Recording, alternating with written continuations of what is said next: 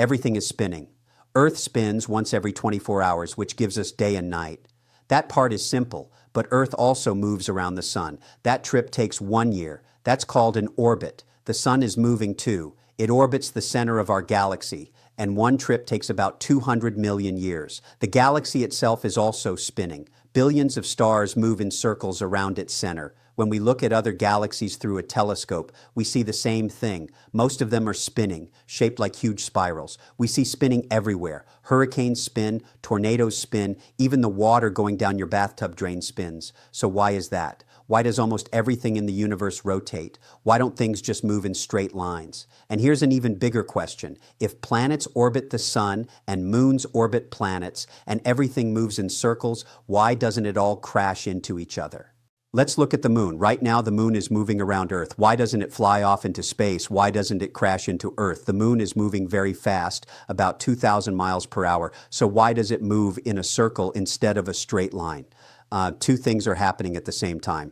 First, the moon wants to move straight ahead. That's its natural motion. Second, Earth pulls on the moon with gravity. Gravity is always pulling the moon toward Earth's center. So the moon is falling toward Earth while also moving sideways. When you combine those two motions, you get a curve. If the speed is just right, that curve becomes a circle. The moon is falling around Earth instead of falling into it.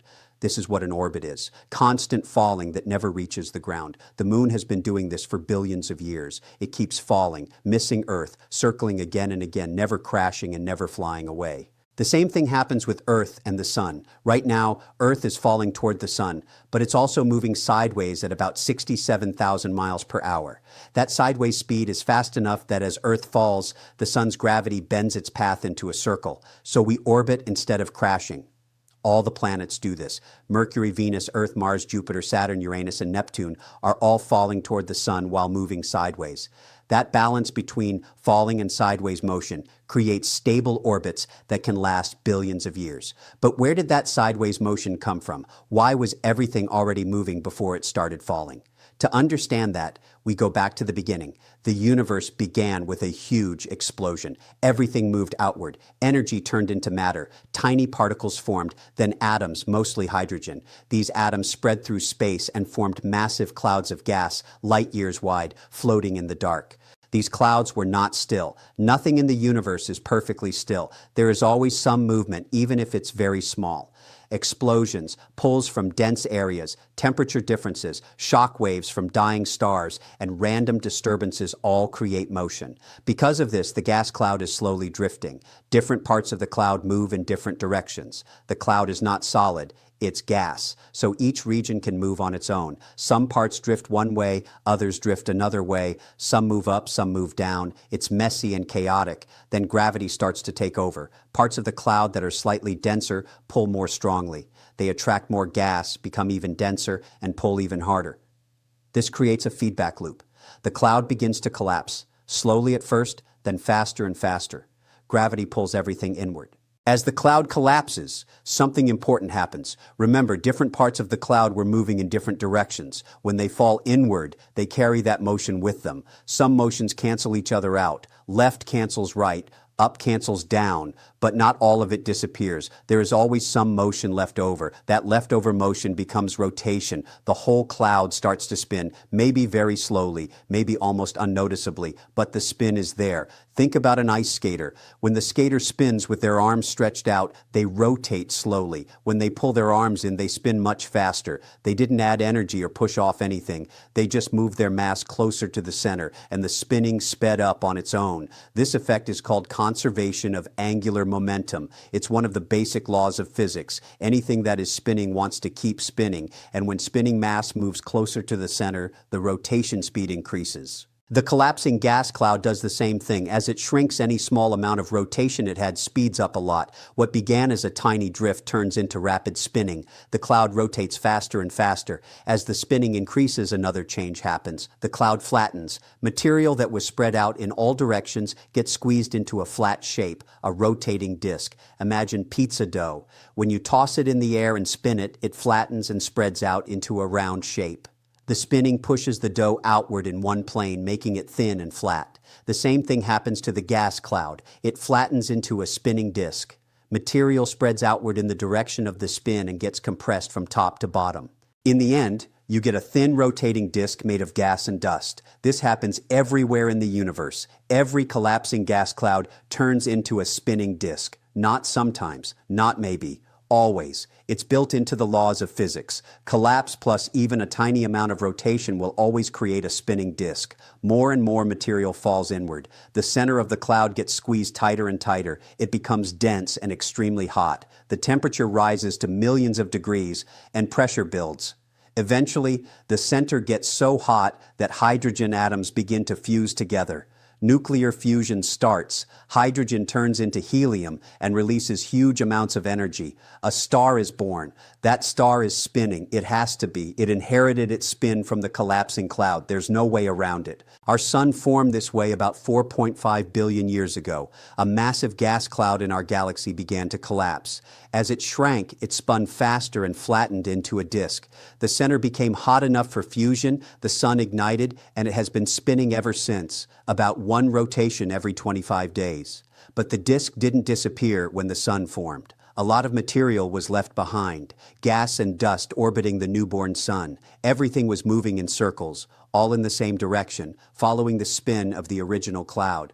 This disk is called a protoplanetary disk, and it's where planets form. Over millions of years, particles in the disk collide with each other. When they collide gently, they stick together. Tiny dust grains stick to other grains and form small clumps. Those clumps hit other clumps and stick, becoming larger and larger. Slowly, very slowly, these clumps grow. Dust becomes pebbles. Pebbles become rocks. Rocks become boulders. Boulders grow into mountain-sized objects. These are called planetesimals. Over time, planetesimals collide and merge, eventually forming full-size planets. The process takes millions of years, but it works. In the end, you get planets orbiting a star. Here's the key point. Every planet was already moving before it became a planet. Each one formed inside a spinning disk, so it was already orbiting the sun. The particles that came together to make a planet were already moving sideways, already circling the sun. When they joined, they kept that motion. That sideways motion was built in from the start. It came from the rotating disk around the young star. This is why all 8 planets in our solar system orbit the sun in the same direction. They didn't choose that path. They had no choice. Mercury, Venus, Earth, Mars, Jupiter, Saturn, Uranus, and Neptune all move around the sun in the same direction. They all follow the original spin of the disk they formed from. If the planets had formed separately from different clouds, they would orbit in random directions, some clockwise, some counterclockwise, at different angles and in different planes. It would be total chaos. But that's not what happened. They formed together from one spinning disk. They all formed from one collapsing cloud. Because of that, the planets orbit together in the same direction and in the same flat plane, like the grooves on a record. If you look at the plane the planets orbit in, you'll notice it's very flat. All the planets stay within just a few degrees of the same plane. That's because they formed inside a flat disk. The disk may have been millions of miles thick, but it was billions of miles wide. So compared to its size, it was very flat. Since the planets formed in that disk, their orbits are flat too. The planets also spin on their own axes. Earth spins once every day. Mars spins once a day too. Jupiter spins once every 10 hours. Saturn spins once every 11 hours. Every planet spins, and the reason is the same as before. As each planet formed, material from the surrounding disk fell onto it. That material already had some rotation. It wasn't perfectly balanced, so a small spin remained. As more mass piled on, that spin increased. This is conservation of angular momentum again. The planet spun faster as it grew, and once it was spinning, it never stopped. Billions of years later, the planets are still spinning. Moons formed in a similar way. When some planets became large enough, they created their own smaller disks of material around them, like mini versions of the sun's protoplanetary disk. Material in those disks orbited the planet, collided, stuck together, and grew into moons. Jupiter has dozens of moons. Saturn has dozens too. They all formed from rotating disks and orbit their planets the same way. Our moon likely formed differently. Most scientists think a huge collision happened early in Earth's history. An object about the size of Mars slammed into Earth. The impact blasted massive amounts of material into orbit around Earth. That material formed a disk of hot, vaporized rock circling the planet. Over time, the disk cooled. The material collided, stuck together, and eventually formed the Moon. It had a different beginning, but the same result: a rotating disk and an orbit. The Moon has been circling Earth ever since, moving in the same direction Earth spins, because it formed from Earth's rotating debris. Now go much bigger, to galaxies. Our galaxy, the Milky Way, is a spiral, a huge rotating disk with hundreds of billions of stars orbiting its center. The sun sits about halfway out from the center. It takes about 200 million years to make one trip around the galaxy. We're moving fast, about 500,000 miles per hour, circling along with all the other nearby stars. Why is the galaxy spinning? For the same reason everything else spins. It formed from a collapsing gas cloud, an incredibly huge one, millions of light years across. That cloud had a small amount of rotation at first, barely noticeable, but as gravity pulled it inward, the rotation sped up. The cloud spun faster and flattened into a disk. Stars formed inside that disk, all orbiting together. They formed inside that rotating disk and have been orbiting the center of the galaxy ever since, for billions of years. When we look at other galaxies, we see the same pattern. Most galaxies are spirals, flat, rotating disks full of stars, all spinning together. Some galaxies are elliptical instead of spiral. They look more like blobs and are less organized, but even they rotate. The stars inside them are still moving and orbiting the center, just on more random paths. Rotation is everywhere because gravity is everywhere. Whenever gravity pulls things together, whenever something collapses, any small amount of motion gets amplified. Tiny spins turn into big spins. Slow drifting turns into fast rotation. You can't avoid it. The laws of physics make it happen. This is why the universe has structure. It's not just a smooth cloud of gas spread evenly through space. Rotation prevents everything from collapsing straight inward. Things fall toward the center, but they also move sideways. That sideways motion keeps them from crashing completely together. Instead, they orbit. They spread out into disks. Structure forms. Order appears. Galaxies, stars, and planets all exist because of gravity plus rotation. Without rotation, everything would collapse straight down. Gas clouds would shrink into dense balls. There would be no disks, no planets orbiting stars, no solar systems, just massive clumps of gas and stars. There would be no stable surfaces, no long-lasting systems, and probably no place for life to form. We exist because the universe spins. Now let's go back to the question about crashing. Why don't planets crash into the sun? Why doesn't the moon crash into Earth? If gravity is pulling everything together, why don't they eventually collide? The answer is sideways motion, also called orbital speed. The moon is falling toward Earth right now. Gravity is always pulling it in, but the moon is also moving sideways at about 2,000 miles per hour. It's moving fast enough that as it falls, Earth's curved surface drops away beneath it. The moon keeps missing Earth. It falls around Earth instead of into it. If you drop something straight down, it falls directly to the ground because it has no sideways motion. But if you throw something sideways while dropping it, it follows a curved path. It falls and moves sideways at the same time. That combination creates a curve. Throw it faster, and the curve stretches out and flattens. Throw it fast enough, and the curve matches the curve of Earth. The object keeps falling, but never hits the ground. That's an orbit. The moon is moving sideways at just the right speed. Its falling path matches Earth's curvature, so it never gets closer and never crashes. It just keeps circling. If the moon slowed down even a little, it would start to spiral inward, get closer and closer to Earth, and eventually crash. The moon is moving just fast enough to stay in orbit. Its falling motion and sideways motion balance perfectly. The same thing happens with Earth and the sun. Right now, Earth is falling toward the sun.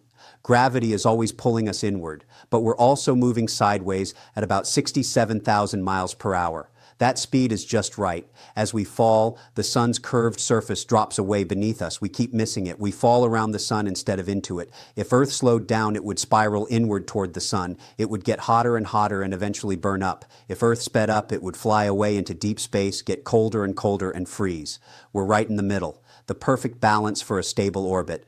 This balance exists everywhere. Every planet, every moon, every satellite, and every object in orbit is falling while also moving sideways just fast enough to miss. That's why they orbit instead of crashing.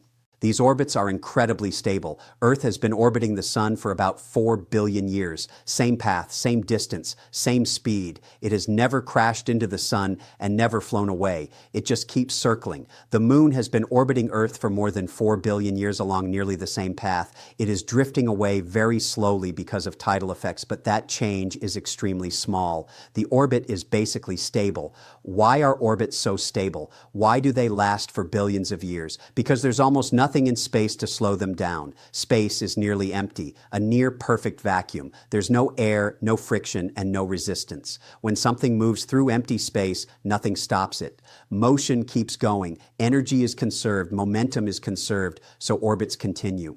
On Earth, motion always slows down eventually. Friction and air resistance turn motion into heat. Things stop moving. But in space, that doesn't happen. Objects keep moving and keep orbiting unless something hits them. This is the natural state of the universe. Once something starts spinning, it keeps spinning. Once something starts orbiting, it keeps orbiting. We even see this pattern on Earth. Hurricanes spin. Why? Because Earth itself is spinning. Earth rotates once every day. Because of that, different parts of Earth move at different speeds. The equator moves fast, about 1,000 miles per hour, while areas near the poles move more slowly. Air near the equator is moving faster than air near the poles. When air flows from one latitude to another, it moves over ground that's rotating at a different speed. This causes the air to curve and start spinning. This effect is called the Coriolis effect. That's why hurricanes spin counterclockwise in the northern hemisphere and clockwise in the southern hemisphere. Air is heated by warm ocean water. The warm water evaporates and rises, creating low pressure. More air rushes in to replace it, and that incoming air is already rotating. The rotation organizes into a spiral. More heat adds more energy. The spiral spins faster, and a hurricane forms, a massive rotating storm with winds over 100 miles per hour. Tornadoes form in a similar way. Thunderstorms create strong updrafts with air rising quickly. If wind speed or direction changes with height, the rising column of air begins to rotate. As the column stretches upward, conservation of angular momentum kicks in. The taller and thinner it gets, the faster it spins. The result is a tornado, a violently rotating column of air with winds that can exceed 200 miles per hour. Even water going down a drain shows the same pattern. A tiny disturbance can start a small rotation. Once the rotation begins, it continues and gets stronger as the water spirals downward. The same principle applies everywhere. Everything spins because the universe began with motion and gravity amplified it. Tiny random movements were turned into organized rotation. Chaos became structure. Small spins grew into large spins. This pattern repeats at every scale. Small gas clouds collapse and become spinning stars. Huge gas clouds collapse and become spinning galaxies. Disks of gas around stars turn into orbiting planets. Same physics, same result. It all goes back to the beginning. The early universe had motion, random variations, and small differences in how things moved. That motion never stopped. Gravity amplified it and shaped it into the rotating structures we see today. Look up at the sky. Every star you see is spinning. Every planet around those stars is orbiting. Every galaxy is rotating. All of it is connected by one simple rule: spin is conserved. Collapse increases spin. Rotation creates structure. You're standing on a spinning planet. That planet orbits a spinning star. That star moves inside a spinning galaxy made from spinning gas clouds. The spin goes all the way back. That's why everything spins. Not because something forces it to, but because once motion started, nothing stopped it, and gravity made it stronger. Tiny random motions became giant spirals. Messy drifts turned into smooth, circular orbits. Spin is fundamental. It's built into the universe itself, from the smallest whirlpool to the largest galaxy. Same pattern, same physics.